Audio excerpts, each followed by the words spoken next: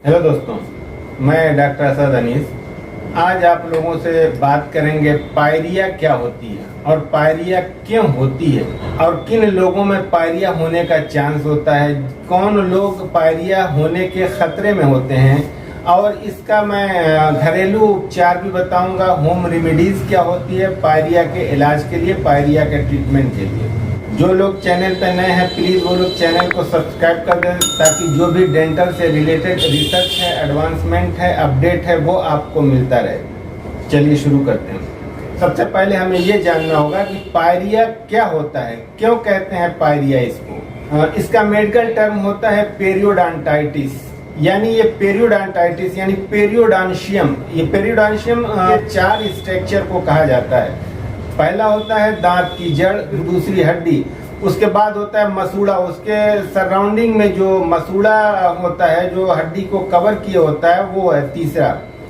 और जो दांत को जड़ से, दांत की जड़ को जो हड्डी से जोड़ता है वो लिगामेंट होता है, पेरियोडोंटल लिगामेंट कहा जाता है। इन 4 चीजों को मिला के ही पेरियोडोंशियम कहा जाता है। इसी 4 चीजों की बीमारी को ही पेरियोडोंटाइटिस या पायरिया कहा जाता है। अच्छा, ये होता क्यों है, पायरिया क्यों हो जाता है?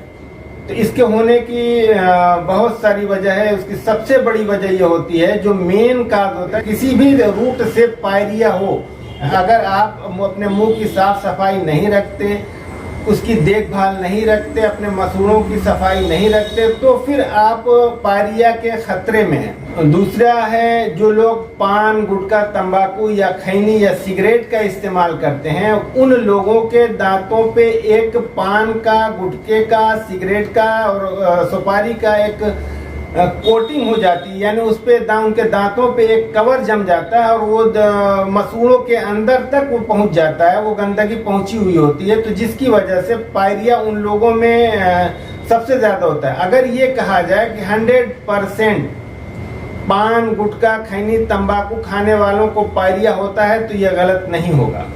उसके बाद एक कंडीशन होती है शुगर के मरीजों में, यानी डायबिटीज के कंडीशन में। डायबिटीज यानी शुगर की बीमारी एक ऐसी बीमारी होती है जिसमें इन्फेक्शन बहुत तेजी के साथ फैलता है। बैक्टीरिया हमेशा मुंह के अंदर पड़े होते हैं, तो उनकी वजह से चूंकि शुगर में इम्यूनिटी पावर भी कमजोर हो जाती है और इन्फेक्शन होने का खतरा भी होता है, तो उस कंडीशन में शुगर के मरीजों में सबसे ज्यादा मुंह के अंदर इन्फेक्शन होता है और मुंह में गंदगी की वजह से पेरियोडोंटाइटिस या पायरिया जैसी बीमारी होने का खतरा बना रहता है।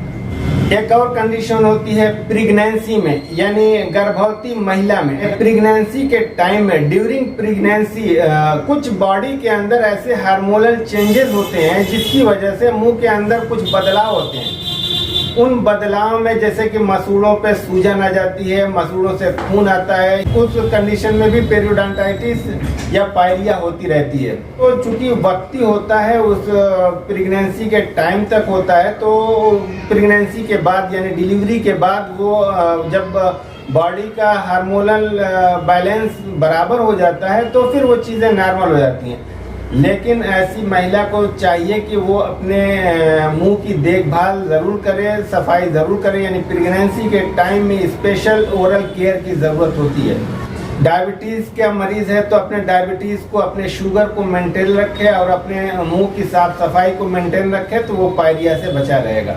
अगर कोई पान, गुटखा, तंबाकू या खैनी या सिगरेट के इस्तेमाल की वजह से है तो वो अपने आदत को छोड़े और मुंह की साफ सफाई रखे, अपने आदत को छोड़ देता है तो फिर पायरिया जैसी बीमारी से बचा रह सकता है। अब आते हैं पायरिया के लक्षण क्या होते हैं, सिम्टम्स क्या होते हैं।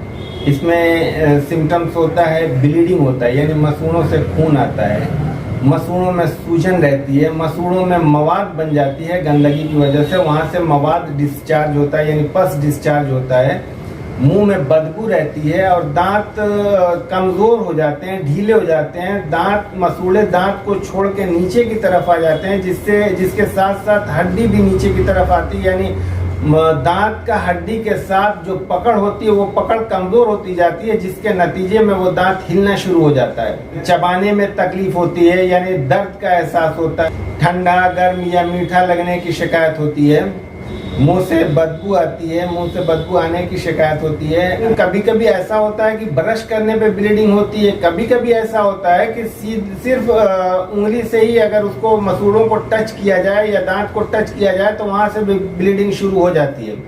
बहुत कभी कभी ऐसा होता है कि बहुत कोई चीज़ खा रहे हैं, जैसे सेब या इस तरीके की कोई चीज़, गाजर, इस तरीके की कोई चीज़ को काटते हैं तो काटने की वजह से फिर उस पर एक ब्लीडिंग का धब्बा नज़र आता है, यानी ब्लीडिंग शुरू हो जाती है। तो वो अब काफ़ी सीवियर हो चुकी है पेरियोडोंटाइटिस, यानी पायरिया आपको काफ़ी सीवियर हो चुकी है। तो इस कंडीशन में ऐसा होता है। पायरिया हो जाने के बाद अगर पायरिया हो गया यानी मुंह में गंदगी जमा हुई है तो इसके लिए कोई भी चीज़, ना कि कोई पेस्ट या कोई और चीज़ नहीं है जिसकी वजह से वो गंदगी या वो कैलकुलस हट जाए। उसके लिए आपको डेंटिस्ट से मिलना होगा और डेंटिस्ट उसको डेंटल स्केलर से, अल्ट्रासोनिक स्केलर से उस गंदगी की सफाई करेंगे, स्केलिंग करेंगे। स्केलिंग के बाद फिर जब वो गंदगी हट गई, ये अब आपकी जिम्मेदारी होगी कि आप उस सफाई को अपना मेंटेन रखना होगा। उसके लिए आपको सुबह और शाम दोनों टाइम ब्रश करना ज़रूरी होगा और हर खाने के बाद डेंटल फ्लास का इस्तेमाल करें। खाने पीने की चीज़ों को जो दांतों के बीच में फंस गई उसको हटा दें। हर खाने के बाद कुल्ला करने की यानी माउथ वॉश की आदत डालें, यानी कोई भी चीज़, खाने पीने की कोई चीज़ दांतों के बीच में फंसी ना हो, दांतों के ऊपर चिपकी ना हो, वो पूरी तरीके से साफ हो जाए, क्लियर हो जाए। अगर इस तरीके से स्केलिंग के बाद अपने आप ओरल हाइजीन को मेंटेन रखते हैं तो आप भविष्य में फिर पेरियोडोंटाइटिस या पायरिया जैसी बीमारियों से सुरक्षित हैं। अब आते हैं इसके घरेलू उपचार पे, होम रेमेडीज पे। चाहे पायरिया जिस वजह से भी हो, मुंह में गंदगी की वजह से है, डायबिटीज़ की वजह से है, हार्मोनल चेंजेस की वजह से है या और किसी वजह से है, तो हर कंडीशन में आप इस घरेलू चीज़ों के इस्तेमाल से आप होम रेमेडीज से पायरिया से छुटकारा पा सकते हैं। इसमें सबसे पहले हम 1 चम्मच हल्दी लेते हैं और उसमें करीब आधा चम्मच के आसपास काला नमक, सेंधा नमक, 4 बूंद के आसपास लौंग का तेल लेंगे और 4 ही बूंद के आसपास जैतून का तेल या सरसों का तेल, जैतून या सरसों जो भी मिल जाए उसको आप लेके एक ठीक सा पेस्ट बना लेंगे। सबसे पहले आप उस पेस्ट से सारे दांतों पे, मसूड़ों पे हल्के हल्के हाथ से मसाज करेंगे, धीरे धीरे धीरे धीरे हर तरफ, अंदर की तरफ भी बाहर की तरफ भी, हर तरफ कम से कम 5 मिनट तक मसाज करेंगे। 5 मिनट के मसाज के बाद आप उसी पेस्ट से हल्के हल्के हाथों से बिल्कुल अल्ट्रा सॉफ्ट, बिल्कुल सॉफ्ट ब्रश लेंगे। उस ब्रश से, उसी पेस्ट से कम 2 मिनट तक आप ब्रश करेंगे, हर तरफ करेंगे, यानी चबाने वाले हिस्से पे, गाल वाले हिस्से पे, जबान वाले हिस्से पे, चारों तरफ, दांतों के चारों तरफ उस ब्रश से, उसी पेस्ट से ब्रश करेंगे 2 मिनट तक। 2 मिनट के बाद आप अच्छी तरीके से वॉश कर लें। हफ्ते में कम से कम 3 से 4 दिन सुबह और शाम इस पेस्ट का इस्तेमाल करें और बाकी 2 या 3 दिन आप जो नॉर्मल जो भी पेस्ट यूज़ करते हैं उसका भी इस्तेमाल करें। आप देखेंगे कि 2-4 दिन, 5 दिन के इस्तेमाल के बाद से आपके पायरिया में काफ़ी रिलीफ होगा और काफ़ी आराम महसूस करेंगे। दूसरी चीज़ है फिटकरी यानी एलम। एलम का एक टुकड़ा लेंगे और उस एलम के टुकड़े को गर्म तवे पे रख देंगे। जब गर्म तवे पे उसको रखेंगे तो वो मोम की तरीके से पिघल जाएगी।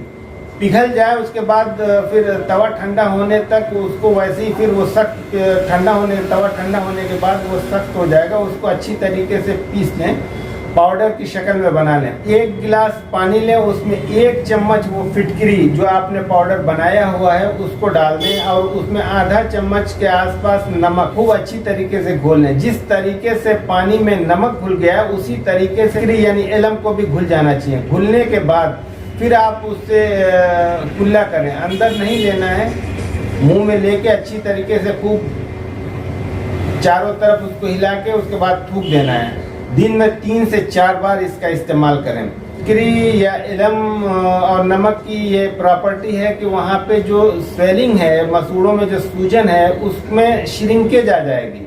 जब आप इसका माउथ वॉश करेंगे तो वो सूजन में श्रिंकेज आ जाएगी, यानी उसमें जो सूजन में फ्लूइड भरे हुए हैं वो फ्लूइड बाहर की तरफ आ जाएंगे। जब वो फ्लूइड बाहर की तरफ आ जाएंगे तो फिर वहाँ पे श्रिंकेज होगा, सिकुड़ जाएगी मसूड़ा और सूजन खत्म हो जाएगी। धीरे धीरे आपको आराम मिलना महसूस होगा। और ये ध्यान रखिए कि इन सब होम रेमेडीज के साथ साथ आपको माउथ वॉश करना भी जरूरी है। हर खाने के बाद जो भी चीज़ें मुंह में चिपकी हुई हैं, दांतों पे चिपकी हुई, दांतों में फंसी हुई है, उसको डेंटल फ्लॉस से साफ करें, उंगली से साफ करें और दोनों टाइम सुबह और शाम ब्रश करें। खाने पीने की चीज़ों में मीठे का थोड़ा कम इस्तेमाल करें। जंक फूड का, एसिडिक ड्रिंक का, चॉकलेट का, इन सब चीज़ों का यूज़ थोड़ा कम करें। फल फ्रूट है, ड्राई फ्रूट का इस्तेमाल ज़्यादा से ज़्यादा करें। इन सब चीज़ों को आप अगर फॉलो करते हैं तो आपके पायरिया में और आपकी पायरिया जैसी कोई भी बीमारी होगी, वो दांतों से और मुंह से संबंधित कोई भी बीमारी होगी, वो उससे आपको निजात मिल जाएगी, छुटकारा मिल जाएगा। धन्यवाद।